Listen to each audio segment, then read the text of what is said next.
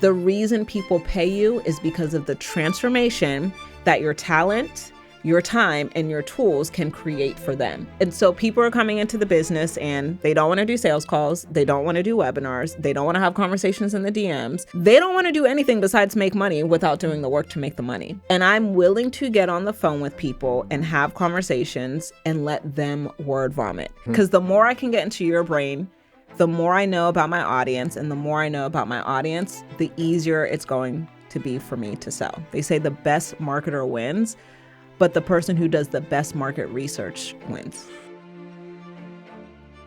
Hey, business owners, what if I helped you get access to $50,000 in business funding for $1 a day? Would you be interested? Inside of my Credit Mastery community, you're going to be getting exclusive access to our in-depth training program that's worth tens of thousands of dollars to give you the exact strategies you need on how to restore your credit and on how to properly structure your business. You're also going to be getting access to a financial consultant with over a decade of experience in the funding space that'll help you reach your financial goals in half the time it would take if you were to do it on your own. And we're going to be giving you 2 coaching calls every week that'll give you the exact banks you need to go to get access to $50,000 to $100,000 in business funding. This is the same community that helped Pat get access to $50,000 in funding from Chase, helped Alvin get access to $8,000 in funding from Amex, helped Matt boost his personal credit score by 150 points, and helped Donna delete a bankruptcy from her credit report. So if you're interested, click the link above or below this video to join now, and we'll see you on the other side of success. Let's go, family. Ladies and gentlemen, this is the Marvin Francois Show, your number one source for all things business, finance, and investing. And today is a very special day because our guest today is a woman of God, entrepreneur, investor, mentor, public speaker, coach, and business branding specialist extraordinaire. She's the CEO of Built to Impact, a business tailored around helping early stage entrepreneurs master their message, package their expertise, and build profitable businesses. Whether she's hosting masterminds teaching entrepreneurs how to position their genius through content creation to attract high-end clientele, or speaking from stage at Impact Weekend teaching business owners to create profitable launches to help their companies reach multiple 6 to 7 figures, her 15 plus years of serving thousands is proof that her success in the space is not coincidence, it's confirmation. And today, she's here to do more of the same.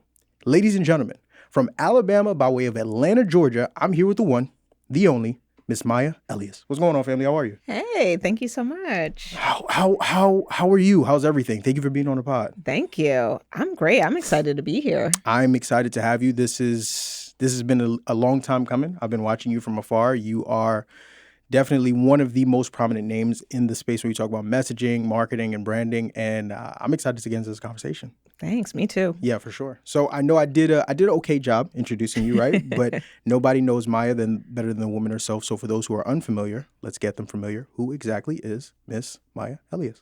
Yeah. So from a business standpoint, personal branding strategist, messaging expert. I've been in the branding space for 15 years, started out as a web and graphic designer, started out creating MySpace pages for people. And, it was funny, before we started the interview, I was fixing the pillows in the back and you're like, are you OCD? And I'm like, no, but one of my core values is aesthetic and presentation. Mm-hmm. And that is really how I got into the branding space by, creating pretty websites online for people and not knowing that they wanted these pretty websites to be a way to portray themselves a certain way. So when I started out, as a web designer, I didn't even know what branding was at the time. I didn't know I was helping people build their brand through having an online platform. So I'm just excited to be here. I'm excited that I've been doing this for so long and still helping people build their brands. Okay. Well, let's go back a bit because like you said, you've been doing this for some time, but there were a lot of steps that you took to get here. So let's go back to 2008. At that time, you're in school. Mm-hmm. You're pursuing a degree in mass communications. Mm-hmm. And at the time, an offer comes across your table to start to design a MySpace page, and that completely changes everything. What did life for you look like at that point in time? I mean, I'm 18 years old, and I'm newly in Charlotte, North Carolina. I grew up in Pennsylvania. And so I'm just really new to adulthood, new to college. And so when somebody offered me money to create a MySpace page, I was surprised. I was excited. I'm like, I can't believe somebody's going to give me money for something that I'm doing for fun and for free anyway. And I'm like, okay, well, let me take the money. Let me figure it out. And that was really like what the first few years of entrepreneurship was. It was like people offering money for something and then me going on YouTube and figuring it out. Okay. So you get the offer, you start getting your feet wet in the entrepreneurial space. At what point in time now do you get to a point where it's just, because at a certain point you didn't stay in school, you actually ended up dropping out. What happened there?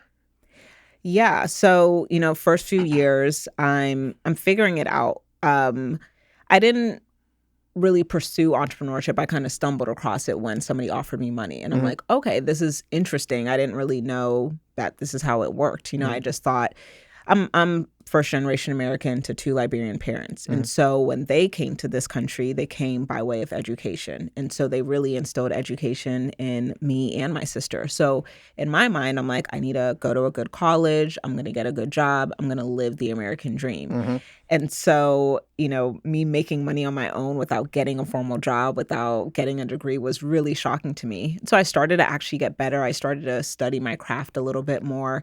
And then I realized this is real. Like, people are trusting me with my craft. I am making decent money.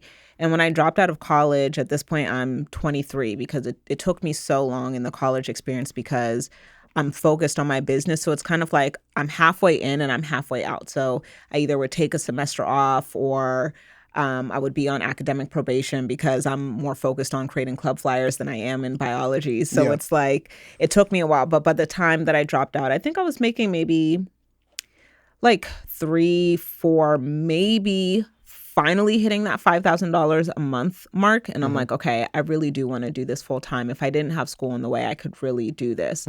And so once I realized, okay, I have consistent enough clientele, okay, I'm going to drop out. And it was the scariest decision of my life, but absolutely the most profitable and impactful decision. So as I'm listening to you speak, I didn't realize, because I also dropped out as well.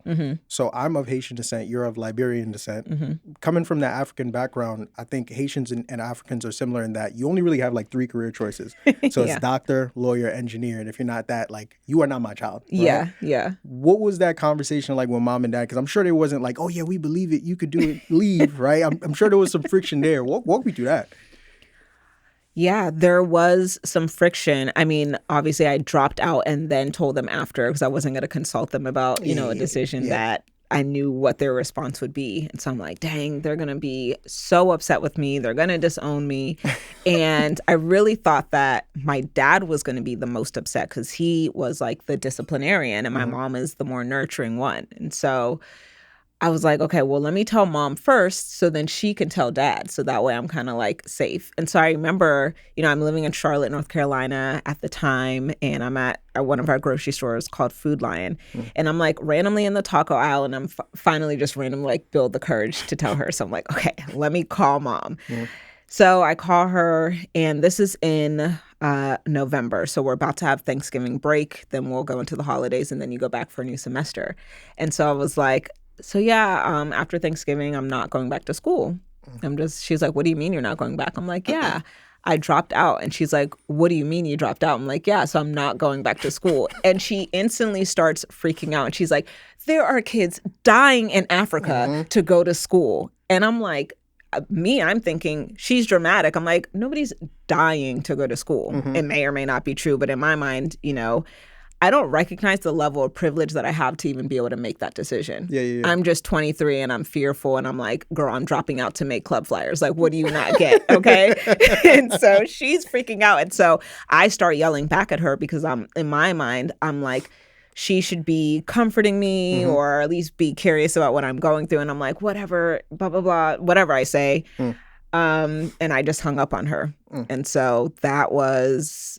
It was not good. I think we both didn't really handle the situation right. And, my boyfriend at the time, his mom had passed away earlier that year. And he was like, if my mom was alive, I would call her and apologize to her. So I'm like, well, let me call. Also, he and I were going there for Thanksgiving in a couple weeks. So it was like, if I want a Thanksgiving meal, I should probably call my mom and apologize. Right. So I called and apologized. And she still laughs at me to this day because she was like, you cussed me out over dropping out of school. And I was like, I'm sorry. Then my dad was like, okay, if this is the decision that you want to make, cool. And I was like, really? That's it? And then like 6 months later or like a year or two later, I don't even remember the exact time frame. This had to have been 2 years later because I'd already moved to Atlanta. He sends me an email. I'm like, you're my dad. You can call me. He sends me an email and says, have you considered persevering to go back to school? And I was like, it's not a matter of perseverance. It's a matter of purpose. Like, I don't believe that I should be in school. I believe I should be running my business full time. It's not a matter of perseverance. It's a matter. Those were the exact words that you said to him at the time. I think I said it's not a matter of perseverance. I don't remember what I said after that, but I know that's what I was feeling. I was like, I believe that I should be running my business full time. And that's interesting because you made the decision, there are a lot of individuals that feel like, all right, the business has to be making X amount of money and I need to be super established. And then maybe, possibly, potentially, I'll consider it. Yeah. You took a very strong, bold leap of faith. For you, where did that sense of conviction come from? Was it more of not wanting to look back and think to yourself, like, damn, shoulda, woulda, coulda? Or was it more like, no, the future is bright. I know this is it. I'm all in. Where did that come from? I mean, I was probably 18 to 24 months late in making that decision. It's like for years I had known, but I was just so fearful. And I wanted to please my parents and, do the right thing and finish school. And I was like, girl, you're just not even doing well in school because your mind is not there. Yeah. And so it was a lot of back and forth and just getting some wise counsel. Again, I was dating somebody at the time. His dad was a retired pastor. And so I had a conversation with him, and that really, I don't even remember what his dad said. I just remember feeling a level of support that just made me feel better. And I was not sleeping. I definitely know I was experiencing some level of anxiety. I couldn't name it at the time. And I'm like, girl, just drop out. Also, what actually happened was one of my clients, they were part of some conference that was in Vegas, and I designed all of their branding for their activation that they had going on. And I came through for them last minute. I found them the printers and just made sure they had everything they needed. And he was so grateful. He's like, I'm going to fly you and your boyfriend out to Vegas. I want you to come see the work that you did, and you guys can stay for a few days. And so, I went to all of my professors and I'm like, hey, I have a work trip for a couple of days. Can I take any tests early or take them when I get back? And I remember one of my instructors, it was for a class, matrices. And it's like, what is that class? It's like some math class where I'm probably already not doing well because what is matrices and when am I ever going to use it? Yeah. And he was like, no, you'll just have to fail this test and hope that your best one replaces it. Because you remember in school when they would say, like, if you do bad on one test, then your best grade can replace it or whatever. I remember that, yeah. And I was like, I cannot believe that I'm paying money for somebody to tell me that my only option is to fail versus I can't just take it early. And I was like, this is silly. I'm just not playing this game anymore. And that's when I dropped out. And then a week later, that's when I told my mom. So let's take a couple of steps forward, right? We had the conversation with mom, had the conversation with dad. Cool. All in on business. When we were at a point now where the business is doing about around like $5K a month, if I remember correctly. Yeah, and that was really like the high end then. So between three and 5K. 3 and 5K. What are your earliest memories of entrepreneurship at that point? I remember I was building my personal brand. I was blogging. I was talking about my experience as a designer, telling people how to build your brand, how to choose colors, fonts. And I also remember my parents being like, why are you telling the internet how much money you're making? Okay. They're like, you don't see people coming home and posting, their paychecks. And I'm like, this is completely different. Yeah. But also what I remember is I didn't really have a lot of bills at that time. I'm 23. I think I had a roommate. My rent was $600. And my dad still paid my phone bill up until I dropped out. So my expenses were maybe $1,000 a month. So even though I knew $3,000 wasn't a lot of money in comparison to what I wanted to be doing, which was $8,333 to have my $100,000 a year, I knew that it was still enough and that I could figure it out. So once I started doing $4,000 a month consistently, getting closer to that $5,000, hitting it here and there, I was like, I think that if I really went all in with this, I could actually hit my goals. So now, was there a specific moment or was it a series of moments that ultimately take you from, okay, people know me for, creating MySpace pages to now like, no, I am a brand building expert. What was that for you? Yeah. So let's see, 2013, I'm still a designer, and I recognized how I got into messaging and really discovering that was my gift was a lot of clients were paying to look pretty online. They wanted the pretty website, they wanted the matching social media, all of the pretty things, but they didn't know how to articulate what their products would do for their clients or their customers. So they just really weren't selling. There was no strategy behind what they were doing. And so I was helping them close that gap between simply having a website and actually getting people to the website, clicking on something and buying. And so, my clients, they would call me and say like, well, what should my about me say? Or what should my contact page say? Or what should be the description for this product? And I'm a millennial. I don't like to talk on the phone. So if you're going to call me all the time as a designer to ask me questions about copy and what your message should say, I need to charge for this. And that's how I got into coaching. And I didn't know it was coaching at the time or consulting, whatever it was. I just called it consulting. And I'm like, I'll answer questions for you about your business and your brand. And I think at the time I was charging maybe $75 an hour, if that. And I was like, cool, people are really going to pay me for this. I think that's what a lot of entrepreneurship has been for me. Like, oh, y'all really going to pay this? Cool. And then people get results. Yeah. I think people overestimate what the process is to really grow in the space. To your point, it's really just a lot of like, oh, I guess this is what we do now. Like even me and you were talking about this off camera about just like how I even got into podcasting. Like a lot of times the best things that can happen for your business are things that just come naturally as you're navigating this journey, but you don't get there unless you keep pressing forward. Right. And that come naturally, but also come as a result of like, let me do this even if it feels awkward, even if I don't feel qualified. Because I don't know about you, but I didn't necessarily feel qualified to coach, but I did know that people were asking me, right? I don't know if you necessarily felt qualified to podcast, but people were asking you. So it was like, cool, just saying yes to something that you might not even feel qualified to do. And not from a lack of integrity, because, in this space, people are like, they're scammers. Not from that place, but it's like, this is something that people have shown that they trust me with. Why am I the one that's self-sabotaging and saying no? Yeah, that's good. That's good. So let's dive into it, because you said something key, right? It's not about just having pretty websites or in today's day and age, a flashy Instagram. There's strategy when we talk about brand and when we talk about messaging that a lot of entrepreneurs are missing. And they're probably one or two tweaks away from going from doing no money at all to potentially 5 to 10K, 10 to 20K months and beyond. And I want to unpack that in this conversation. Let's start off ground zero. Yeah. How would you define brand or define branding?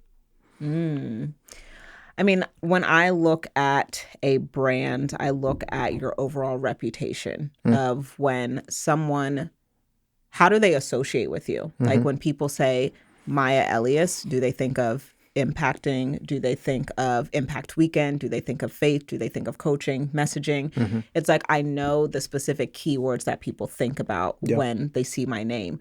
Or if somebody sees the word impact, do they instantly think about Maya Elious, or do they think of Built to Impact My Company? And so it's that association of what is it that you are known for. And when you are building your brand, you're responsible to create that perception of what you want to be known for until you've created enough proof and evidence where other people now start to say it about you. That's good. Why is building brand and having a strong brand so important to the growth and success of our business? Because brand, it creates trust. It creates instant trust.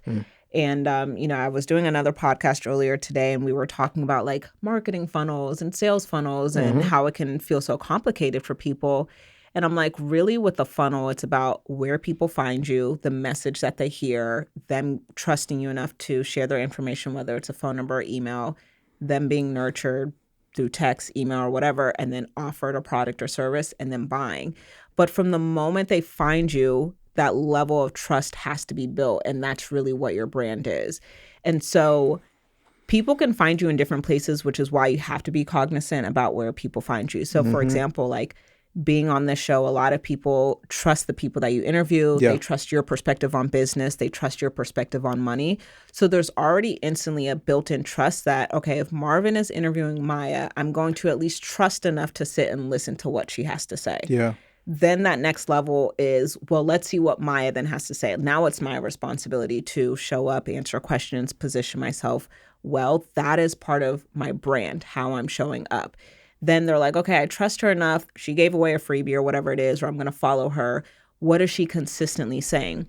There could be something that I post, let's say it's something political, and they see it and they completely agree and they're like, I knew I liked her. Yeah. Or it could be something that they're like, I knew something was off about her. Trust is broken. They unfollow. Right. And so when you're building a brand, it's about maintaining trust with who your ideal client is. There's people obviously who are going to unfollow, unsubscribe, whatever.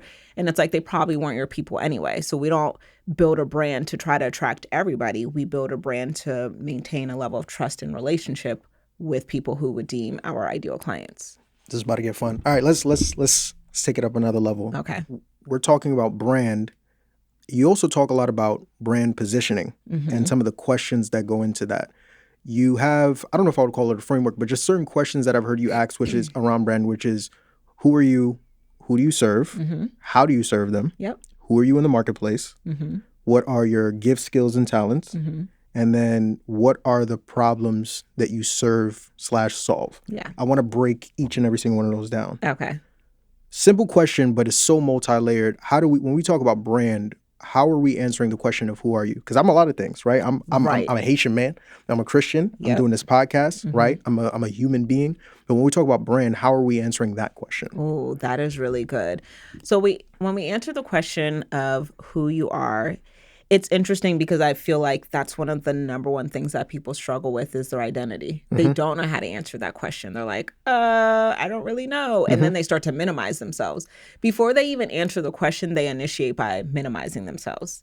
Like, well, I just do this, or I'm not really an expert or whatever, but here's what I do for fun. Yeah. And so from a branding perspective, especially building your personal brand, I like people to showcase who they are on the human side. How can you humanize your brand? And then the expert positioning side, who are you in the marketplace? Yeah. So when we look at Elious, the brand, if I were to say, and I ask my clients this, what are some things that you know about me that have nothing to do with business? They'll say, you like to travel, you like to work out, you like to twerk, you love to be a rich auntie.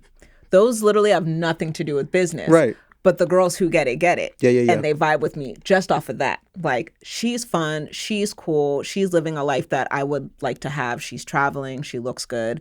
Now let me see what she has to say. So that's the human side of my brain that they are connecting with because they see a version of themselves in me and my lifestyle. And then they see the positioning side where they see, okay, Maya gives, tips on messaging. Maya talks about how to make money. Maya tells her story. Maya talks about mistakes that she's made. Maya has tons of testimonials that she can highlight. Maya is a business coach. She's a messaging guru. She is the person that a lot of coaches that I trust go to. And so there's that duality of like, I trust Maya as the human and I trust Maya as the expert.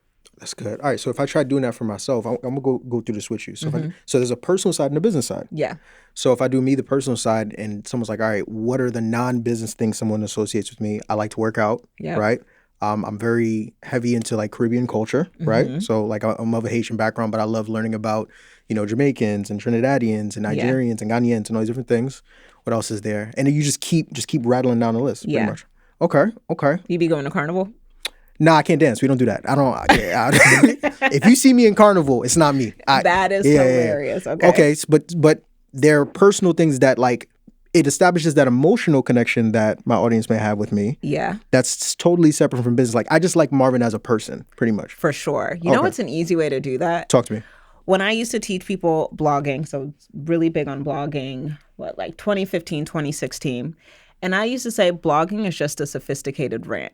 One of the easiest ways actually to connect with people is to talk about your biggest pet peeve, but in a sophisticated way. Not just in like a ranty way where you're just one of those people that just word vomits on the internet, but like have a level of like sophistication and thought process behind the things that annoy you.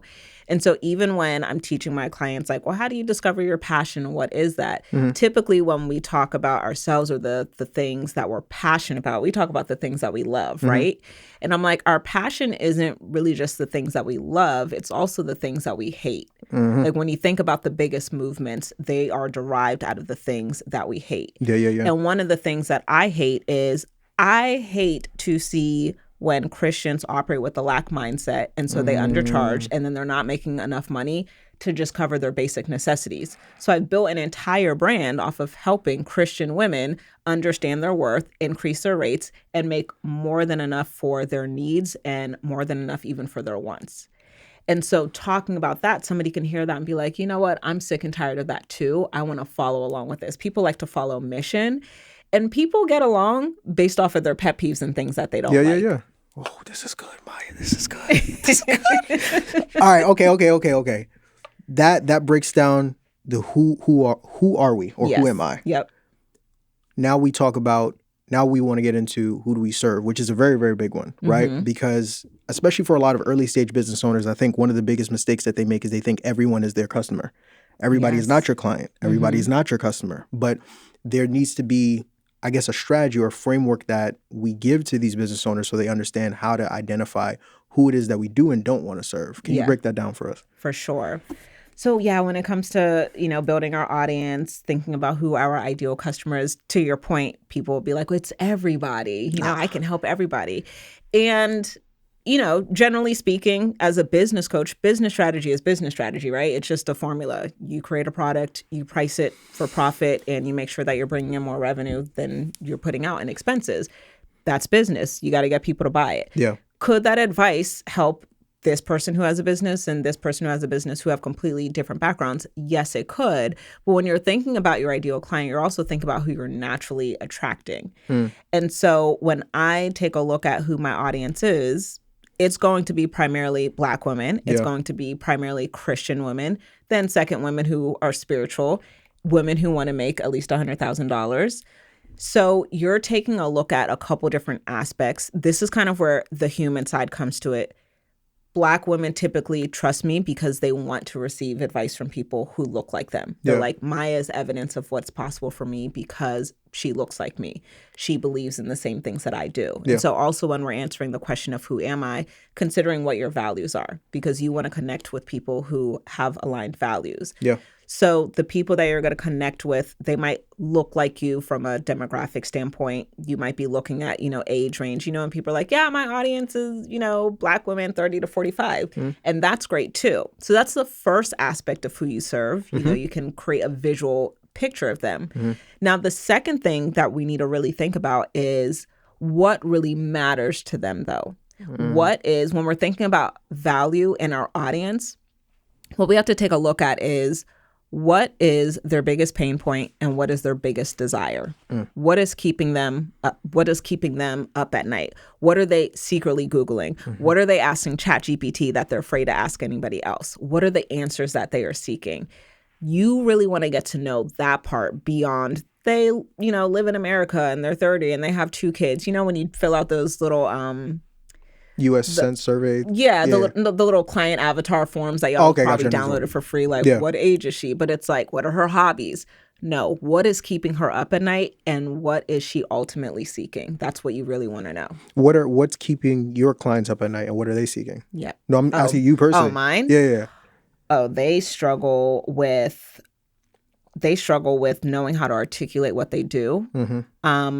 They struggle with the level of imposter syndrome, not because they think that they're not good at what they do, but because they don't have evidence of people paying them well for what they do. They struggle with, they hate social media, all of them, which I don't blame them. They hate it because social media can be annoying, but they also hate it because they're like, nothing is working. And then I go look and they post 4 times a year. And I'm like, no, it's not that nothing is working. It's that you're not working. They don't know how to show up consistently. They don't know how to show up, period. How do I show up consistently? How do I show up as an expert? They don't know how to get people to say yes to their price points. That's what's keeping them up at night. They're like, can I really do this? Do I have to be low ticket forever? Am I ever going to be able to get somebody to pay me $1,000, $3,000, $5,000, $10,000 for my expertise? That's what's keeping them up at night. What they truly desire is to just figure out a proven way to just get clients, right? If I can just get 4 clients to pay me $3,000 per month, I'll be happy. You know, they're like, if I could just get to that first like $10,000 to $12,000 a month, I'll be happy. It's enough to cover my bills. And then I want to figure out how to grow from there. Like those are the things that they're really wanting. Alex Hormozy, he has a quote where he says, your business will never be too big for you to speak to your customers. And the reason why I quote that is because you just so eloquently, just like, you didn't have to think about it like, well, what is keeping my customers up at night? Like, just listening to you talk about it, let me know, like, okay, you're actively speaking to your target avatar every single day.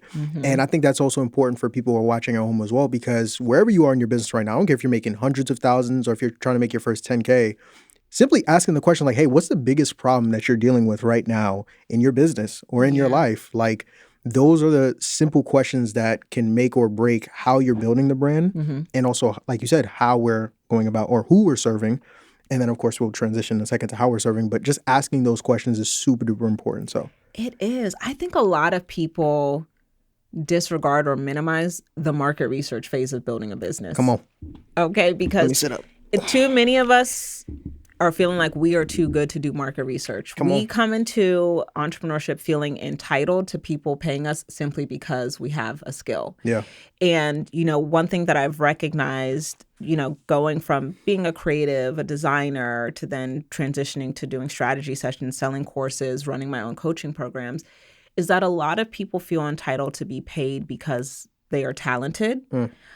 Because of the amount of time it takes them to do the work, or because of the tools that they leverage to use their work. For example, if my videographer is like, you should pay me all of this money because my lens is expensive and it's the best, I don't care.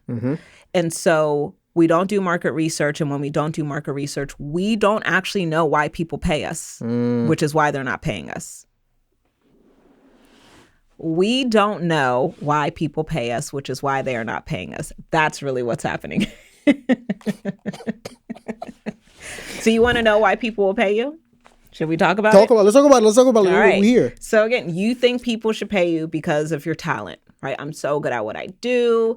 I'm the best compared to any other, blah, blah, blah, whatever your expertise is. It takes me, 10 hours to edit these photos as a photographer. It takes me blah, blah, blah. I have the best camera. I have a great laptop. I have all of these tools that I have.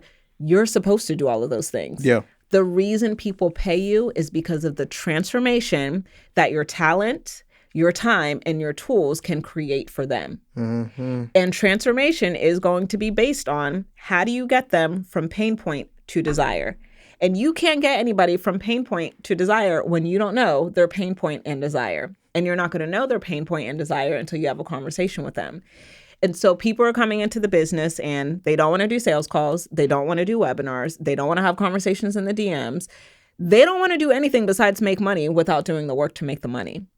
And I'm willing to get on the phone with people and have conversations and let them word vomit. We have this thing about like, I don't want people to pick my brain.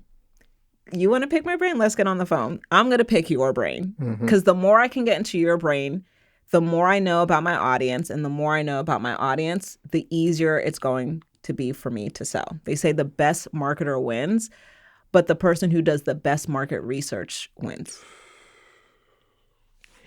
Ladies and gentlemen, I got Maya in her bag. I got Maya in her bag. This is and we haven't even gotten started. We just getting warmed up. This is flawless. All right, hold on. You just gave me the perfect alley-oop, because now we're talking about how do we serve. We identified who we're serving. Now we're talking about how do we serve them. And you kind of started to unpack it already, but what are those actionable steps that we're taking to figure out how we're serving our target avatar? We figured out who we are. We figured out who we're serving. Now, how are we going about serving them? Yes. So when we're thinking about how do we serve, we want to look at two different things. We want to look at the package of how we're serving them, and then we want to look at the outcomes. So the package meaning, do I want to serve them with a book? Do I want to serve them with a live event? Do I want to serve them with one-on-one coaching? Do I want to serve them with a mastermind group coaching? So we often think about the packaging, like, okay, well, I think I want to have a group coaching program. It's going to be 6 months. I'm not really sure how much I want to charge for it. We think about all of the logistical things of how we serve our clients. And that's great and dandy, but it doesn't matter how It doesn't matter what your package is until your client understands what the package can do.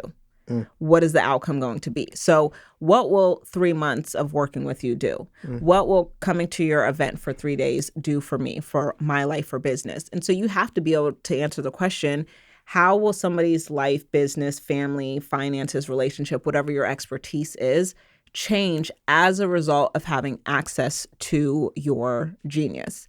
And so again, that transformation is going to come from understanding where they want to be. And that gap between their pain and their desire, you as the expert, you have to fill in that gap with a step-by-step process, which we call signature framework. What is the signature framework for getting somebody clear messaging? What is the signature framework for helping somebody get $50,000 in business funding? What is the framework for helping a first-time mom, lose 20 pounds postpartum, right? So you have to be able to answer that question. When you're having sales conversations, you let people share what their pains are. You let people share what their desires are. You let them know, I understand this, I've been through it, or I've had clients who've been through the exact same thing. What we do is, first we do this, right? You said you're struggling with this. Well, the first week we work together, we're going to be able to overcome XYZ. Week 2, we're going to do this. Step 3, we do this. By step 4, you'll be able to have this. That's really how you're going to best serve your clients, by understanding your own framework and being able to package it well and articulate it to them.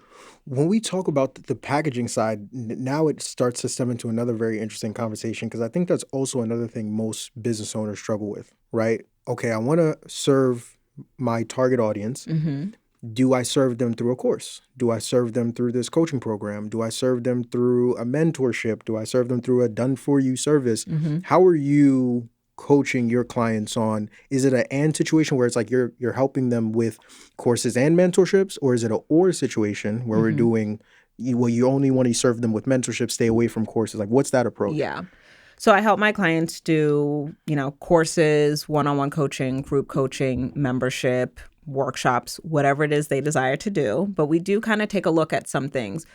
We look at, their lifestyle. What do you have the capacity to actually do?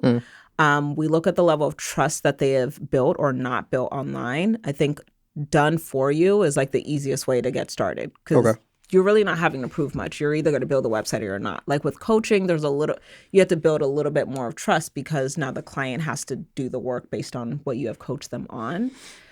Typically, people are wanting to go straight into group coaching because they're saying, well, I don't want to do one-on-one, which is understandable. I do typically advise that people start with one-on-one, because you can master group coaching when you know the common questions that your clients are going to be asking. And so like when I look at my program, I have a group coaching program, but everybody still feels served and people are still able to get results, even though it's not one-on-one coaching, because I know all of the problems that they're all dealing with. I attract the same type of people, so they have the same pain points, the same problem, and I answer those questions for them. And the framework works for everybody in the program, because everybody is dealing with the same things and desires the same results. So also with in-person events, I recommend that for people who have built a level of trust, because there's more of an investment to like physically leave your house, pay for a hotel, all of that.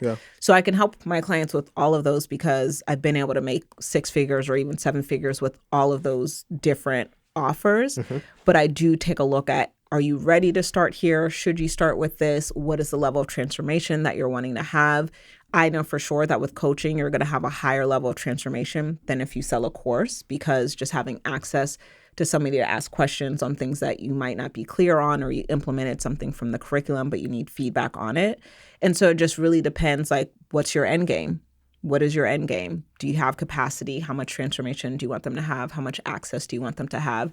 You could do all of the things. It just really depends on a few different factors. So now how do we take all of that and package it? I believe you call it a brand message. How do we now package that into who we are, who we serving, and how do we serve them? How do we package that into a direct message, so when we come into the marketplace, our target audience is like, oh, you're speaking to me. Okay, I'm sold. I'm ready to jump on it. What does that look like? Yeah. So this is what, we call our expert statement. My clients ask me about this all the time. Like, they get so excited to figure out what's their expert statement. And it's I am a, whatever your title is, who helps whoever your audience is achieve blank, whatever the outcome is, right? So like I can use different titles: personal branding strategist, launch strategist, messaging expert, business coach. I kind of just use them interchangeably. Sometimes it depends on my audience or like where I'm speaking. So I might say, I'm a business coach and a messaging expert. I work with women of faith who want to master their message and increase their rates so they can build a six-figure business. So that expert statement, that's you putting all of those things together. So now, a bit of a curveball here, right? So let's say somebody's watched our conversation and they're like, great, got it. Framework set. I got my brand message. Let's go make some money, right? I know who I am, who I serve, how I serve. Great. 6 months later, I don't like this audience all that much. I'm over here fighting chargebacks. People over here talk about like, well, why does it cost so much? I think I gotta. Some people call it pivot, or I have to do a rebrand, which I'm sure you're laughing because so I'm assuming it's something you've run into. What does that now look like? Because, that can happen, right? You can come in gung-ho thinking that this is it. I'm planting my flag in this industry. 18 chargebacks later, you're like, you know what? You know what? This ain't doing what I thought it was going to do. I want to go somewhere else. What's the approach there? If you've ever had a client of yours come to you about a potential rebrand, are there pros? What are the pros and cons to that? Is that something you implore? Is it just like, no, you're here. You gotta ride this thing out? Oh, God. Well, I'm just laughing because I think people think they need to rebrand when they just need to be consistent. And I find that people are... I didn't say anything. Go ahead. I just find that people are wanting to rebrand because they think a new photos or an updated website is going to do anything for them. And so I'm really big on personal responsibility. I'm going to look at myself first before I put blame on anybody else. If I get 18 chargebacks, it's not my audience, it's me. Because what's going on in my program that people don't feel instantly like they should pay me more money, that they should actually get their money back. That's wild. So I'm not anti-rebrand, but I am pro take a look at what's going on over here before I think a rebrand is going to solve my problem. Rebrands rarely solve problems. They just put paint over what the actual issue is. And then you run into the issue again. It's like literally putting paint on mold. Like the mold's still gonna come through anyway. If there's a leak, it's gonna come through anyway. So when you find that you're running into issues, you have to ask yourself, why is this happening? And put aside blame on the person or the group of people first and say, well, what are some things that I could potentially change about what I have created that could help me to alleviate or eliminate this problem? This is good. There's something that you talked about that I thought was very interesting, and I think a lot of business owners need to hear. Most of your messaging is around helping people get to six figures. You've gotten to 7 multiple times. But one of the things that you've talked about is the reason why you're more focused on teaching individuals how to get 6 figures, because for you personally, you feel as though that's your level of expertise because you've done that more times than you've helped individuals get to 7. And I thought that was so powerful because it's like, I think you have business owners in the space to where it's like once they get to like 999,000, it's like, all right, I can start teaching people how to get 7 figures. I'm a 7-figure coach now. Let's go. Let's get money. Right? But for you, it's just like to have the sense of self-awareness to say, I have gotten there, but I just feel a lot more confident and convicted teaching individuals how to get here instead of there. What are those conversations like when you're speaking with clients of yours that, whether they want to coach or serve in whatever regard, may be trying to teach from a place where either they haven't been there or they've been there. I feel like when I'm asking these questions, you're like getting memories that are coming back to you real time. It's just like, yeah, I just spoke to someone last night about this. Right. Yeah. But no, like, what are those conversations like where you're speaking to your clients? It's like, I want to teach people how to make 8 figures. It's like, Sally, you haven't made 5 yet. It's like, I know, but let me do it. I believe in myself. What are those conversations like? Sally kitchen trays out here. So I mean, I'm really big on integrity. I'm a core values person. So when I say I'm big on something, it's a core value of mine. Integrity is it. And I like to teach from a place of mastery, and it's a requirement that our clients do the same. So in order to be a client of ours, you have to be an actual proven expert. When you apply to work with us, one of the questions we ask is, how long have you been in your industry? And we also ask, what results have you been able to get for yourself or other people? Because that's what we're going to, quote unquote, allow you to sell from a place from. So if you say, I'm a social media expert and I've been able to help at least 3 clients, 5x their social media following and maybe increase some sales. Cool. I'm happy to help you build out a program and offer whatever it is, help you increase your rates because I know people are going to get results. Now, if you come inside of our program and now you get inspired by my curriculum and you love how I teach business coaching and messaging, and now you all of a sudden want to become a messaging expert, I'm not going to shut you down. I'm going to ask you a series of questions where the questions it's going to give you the answers that you need to know. And so I have had instances where some clients will say, well, I think I want to pivot to this, or I think I want to rebrand to this. And I'll say, okay, when was your first time that you've been able to do this? How many people have you been able to help? And if the answers are inadequate, I'll say, I really believe that you need more experience in this and you need more evidence of being able to do this before you move into that. And most people are receptive because I'm not trying to shame anybody. You know, like I'm very, my delivery is very like, it's matter of fact, but it's also like, you don't need to do this. And I want you to be careful and be mindful. I've been in this space for, obviously over a decade, being on social media, being exposed to things. Like, don't put yourself in a position where you could tarnish your brand because you got so excited about potentially serving people in a way that you're not quite equipped to serve them in. Yeah. And that ties perfectly into one of the things where it's like, it takes decades to build a strong brand, but it could take less than a day really to break it down. All it takes is one moment where it's like, you're not who I thought you were. And then it all comes tumbling down. So that's powerful. We talked a lot about brand. I want to stay in the realm, but kind of somewhat shift gears a little bit. Okay. What is the MVP framework? The MVP framework is really the framework that you want to have when you're first building your brand and you're trying to get to your first client. So the M is going to be for messaging, which is the who you are, who you serve, and how you serve them. The V is going to be visibility. Now that you are clear on your message, people need to see it. It's not good enough to have the best message and nobody knows what you do. Nobody knows who you are. So you have to become visible. And with visibility, you want to master building your platform and then leveraging other people's platform. In the investment space where they say, like, you need to be leveraging OPM. You need to be leveraging other people's money. Same thing with building your brand. You need to be leveraging OPP, other people's platforms. You need to do collaborations, joint webinars, go live with them on social, get on their podcast, speak at their events. So that's part of visibility. And then the P is profitability. How are you actually converting these people? Do you have a marketing strategy to get them to see what your offer is? And then a way to actually sell them, whether it's on the phone, it's a webinar, it's through DMs, but you need to actually be able to make money. Well, I want to stay a little bit on visibility. I've come to learn whenever I sit down with coaches like yourself, one of the biggest things that we always joke about is a lot of clients that you guys may work with, one of the biggest apprehensions they have around is creating content. I don't want to get on camera. I don't want to get on the webinar. I don't want nobody to see me. Like I don't. But it's like if no, like you just said, if no one knows who you are, you ain't gonna make no money. Right. What are those conversations that you're typically having with business owners around the MVP framework, whether it's a framework you're providing them on how to make content creation easy or just make it a lot more digestible for them to where they can get their message, get their brand out into the marketplace? Yeah. Typically, I'll ask them a series of questions that makes it natural for them to create content because at the end of the day, content is just a conversation between you and the people you want to serve. And excellent content answers questions. That's why how-to posts are, really popular.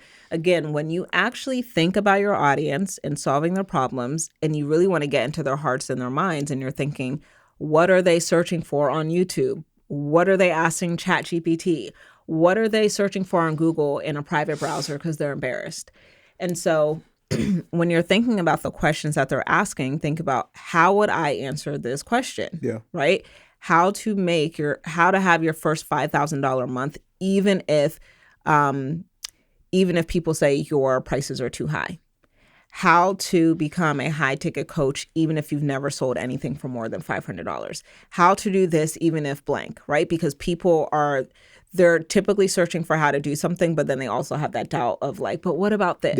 Yeah. And so honestly, I think we overthink content because we're really honestly busy trying to prove ourselves. We're like, well, content is positioning and I need to prove myself, which it is. It is expert positioning, but you're positioning yourself by just naturally having a conversation. So I say, just imagine yourself sitting down at a coffee shop and you allow somebody to pick your brain. They come to you and they say, Marvin, I'm really struggling with, business credit, and I have absolutely no idea what to say to these people. I pitched some people, I have a little bit of money in my account. I got the LLC, I got the whatever, and I'm just getting denied left and right. And I got bills coming up.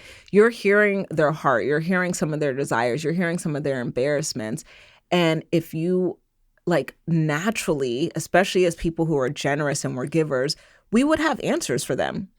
And so I find it interesting that as people who are so generous and we want to help people, that content is such a challenge for us. And so if we stopped thinking about it as content and started thinking about it as, how could I serve people with my voice, I think it would really shift how we would show up. That was perfect. Oh my goodness. I wanna switch over now to P, because that's what we're doing. Well, obviously we want to serve and impact, but if we don't have a business that is profitable, then we're what are we doing, right? Yeah. When we talk about profitability, another conversation that I hear a lot for a lot of early stage entrepreneurs is, okay, got my messaging, great. I'm making the content, great. I have my offer here that I've created around the people that I'm serving and how I'm going to serve them. And you touched on it a couple of times during this episode, but the pricing scare, right? You have a lot of entrepreneurs is like, well, $1,000. I mean, that sounds like, I don't know if I'm ready to start charging $1,000 or $2,000, $3,000. What if they say no? What's going to happen there? How do we now coach business owners around, one, pricing their offers properly? Because it's one thing to have the confidence to be able to charge somebody $5K, but it has to make sense at the end of the day. For sure. So what does that process look like? And then also the mindset around like, no, you are good enough, or you do have everything that you need to be able to walk into the marketplace with confidence and say, hey, it's 5,000, take it or leave it, right? What does that process look like? Yeah. Well, I think what's really important to understand, because as a coach who teaches people how to charge high ticket, I think there's a misconception that coaches like me just tell people, slap a price point on it and the price is the price, right? Charge your worth. Girl, you need to be charging them 1,000. You need to be charging 5,000. You need to be charging 10,000 with no other evidence of value. And so for me and my clients, again, which is why we screen them, they have to apply, is because high ticket has to be attached to high value. I have to know that there is a correlation with your price point and the value that you are actually giving them. And so I know for me, when I'm charging somebody, the reason I can feel confident is because, I think there's a gap when people are selling, they have this thought process of they are taking money from people, right? It's like, they're like, oh my God, I went to, their bank account and, I did identity theft and I showed up and I just took the money from them and they have no idea where it went. It's like we're so illogical about it. We think we're taking money from people. But when you truly believe in the value that you are providing, you know that business is just an exchange. It's value in exchange for value. The value you're giving me is monetary, and the value I'm giving you is in the form of service, whether it's coaching, whatever it is, and the ultimate transformation. I know for sure that my clients, one of my programs right now is $7,500. I know for sure my clients, if they do the work, they're going to make $7,500 over and over and over and over again. My program is designed to help you make $100,000. What is $7,500? So you have to have that level of clarity of what is the value that I'm offering. And you can have that level of clarity and confidence even if you aren't teaching people how to make money, right? Really, the game is find people who have money where them making money they would love for that to be their problem. What I mean by that is you find, let's say you're working with wives or you're working with couples and they're dealing with we're on the brink of divorce, or we really love each other, we want to be together, but we just keep arguing. We cannot figure this out for the life of us. We're both miserable. We don't want to get divorced, but we don't want to keep living like this. What can we do? What's $3,000 to fix your marriage? This is your life partner. The amount of money, time, and energy that it takes to experience a divorce that you never wanted to happen, what's $3,000? What's $5,000? Seriously. And so also when it comes to, finding the right clients, you have to work with people where the pain point is deep enough that they are willing to part ways with their money. When people aren't willing to part ways with their money, it's because the pain point just isn't deep enough. Right? They say, whatever you're not changing, you're choosing. And so they are either choosing to make an investment to get a different outcome, or they're choosing to try to figure it out on their own and really stay in the same place for another year, another 3 years until they make a different decision.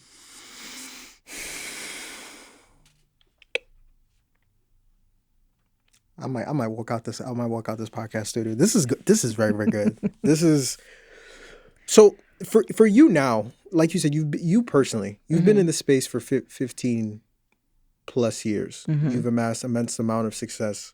And I think a lot of people may see you and say like, all right, I want to get to where Maya's at and, making great money, impacting lives. What's the side of getting to that point, or getting to the point that you're at, that doesn't make it to Instagram, that doesn't make it to YouTube, that people don't see? Oh, there's a lot that they don't see. There's a lot. I would say one of the most challenging things about business is people.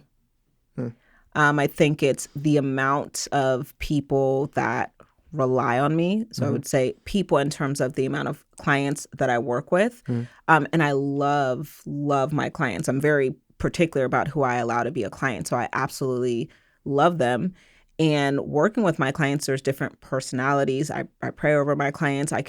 When clients get on a coaching call, they're asking questions about business, but I can see as a coach, like, what are they dealing with mindset-wise, or what are they dealing with spiritually that's actually keeping them from showing up? And so just knowing how to deal with that, working with a team, being a leader is one of the most challenging things, because I'm like, I just actually don't want to do this. I just want to pay you.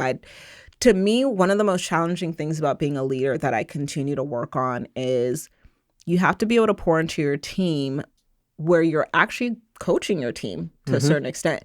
And so it was very challenging for me to understand coaching people that I'm also paying when people were paying me $10,000, $20,000 to then coach them. So I'm like, so not only are you getting a paycheck from me, but I now got to coach you. So leadership, has been something that I've consistently been working on. So just those things, like having doubts about, like, should I make this hire? Should I take this person full time? Are they in the right seat? Just those things, navigating things that you just haven't experienced on your own as a business owner, trying to make the right decisions. So at this point, what would you say, I'll call it your North Star, in the sense where me and you were talking about it off camera, and I was just like, hey, how many more years do you think you're going to do Impact Weekend? And you're like, every year, I think is the last year. And then season rolls around, I'm just like, I guess we're doing it again. What's the North Star for you at this point? Because like you've financially, you've already hit a lot of the different milestones. What is the thing that you would say you're chasing at this point? That is a great question. What I'm chasing at this point is really just continuing to build my coaching programs with clients that I enjoy. And I don't know quite yet what I want to do immediately after. I know for sure that I want to do things in addition to Build to Impact. I know that I want to invest in or purchase income generating businesses. But I'm not sure yet what that's going to look like. So I'm glad that I have the time, space, and freedom to kind of think about those things, but I'm not 100% sure yet. There was a time where I was like, okay, I'm going to take Built to Impact to 100 million, and I'm going to have, other impact coaches. I'm going to teach them my frameworks. And I was really passionate about that. And I got to sort of test out that framework. I had coaches in my program, and clients would get great results learning from my my success coaches. And I think things have just shifted in the coaching industry a little bit, that I don't think that's the right path for me anymore. So I'm just trying to gauge, with all of the things shifting with social media, with the coaching industry, I'm still looking and gauging what is going to be the wisest move for me. So then even though you're still piecing it all together, for you, when you do get to that point, whatever that point may be, when you've reached the North Star and it's all said and done, when you reflect back, what would you like for people to say when they look at the impact that you've provided with your businesses and with the individuals that you've coached?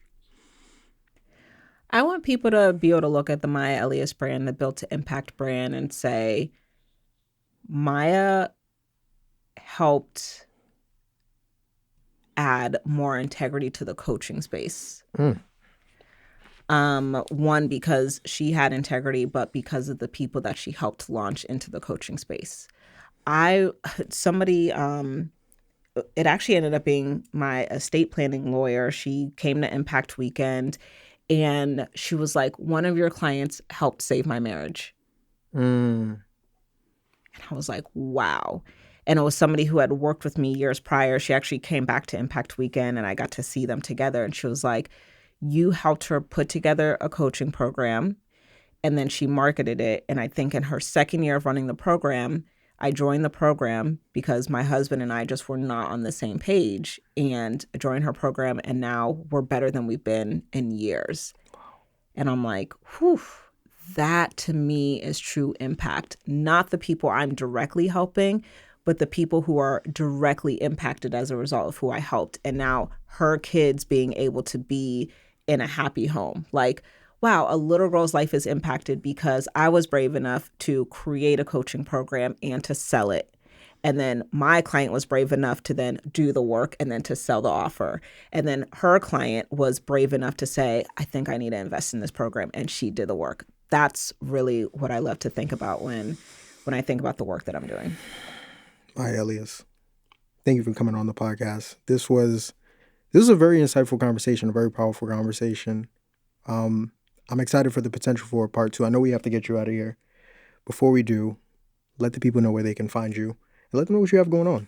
Yeah, so you guys can find me on Instagram at MyAelious, MayaElious. If you want to build a 6-figure brand, you want to figure out how can I launch, how can I get my messaging in order, I have a free 5-figure launch kit. Go to builttoimpact.com/launch kit and it'll teach you everything you need to know.